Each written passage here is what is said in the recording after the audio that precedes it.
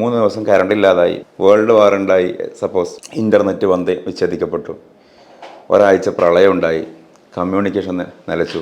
നമ്മൾ വളരെ വേഗതയിൽ 7000 കൊല്ലത്തേക്ക് പിറകിലേക്ക് സഞ്ചരിക്കും.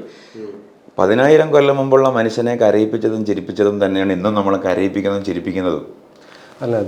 ഫണ്ടമെന്റലി അവിടെ ഒന്നാണ്, എല്ലാം ഒന്നാണെന്നുള്ള മൗഢ്യതൊന്നും ഞാൻ പറയുന്നില്ല.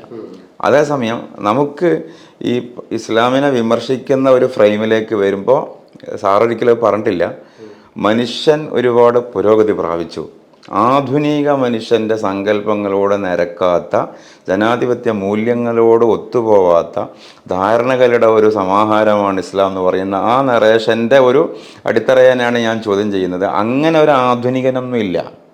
അല്ല, ആധുനികതയെ പറ്റി നമ്മൾ സംസാരിക്കുന്നേ ഇല്ല. അങ്ങനെ ഒരു പുതിയൊരു ജനാധിപത്യ സംവിധാനമില്ല. പിന്നെ ഞാൻ അവിടെ ഒരു സാറ് പറഞ്ഞതിൻ്റെ വേറൊരു കാര്യം,